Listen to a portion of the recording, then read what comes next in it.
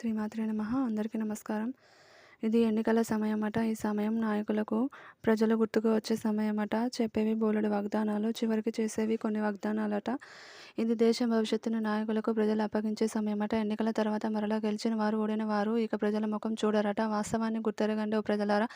మంచి రాజుకి మన రాజ్యంను అప్పగిద్దాం రారండి. ప్రజల సామాజిక బాధలను గుర్తెరిగి ప్రజలు తనకు ఇచ్చిన పలుకుబడిని ప్రజల కోసం ఉపయోగించే నాయకుడు ఎవరట? రైతు అంటే దేశానికి అన్నదాత అని వారిని ఆపదలో ఆదుకునే నేస్తం ఏ నాయకుడు అట? దోపిడీలు, కబ్జాలు, రౌడీయిజం, అన్యాయం, దేశంలో అధర్మం రాజ్యమేలుతున్న వేళ ధర్మ సంస్థాపన చేసే దైవం మెచ్చే రాజు ఎవరట? ఆలోచించండి ఓ ప్రజలారా. భవిష్యత్తును నిలబెట్టుకోండి ఓ జనులారా.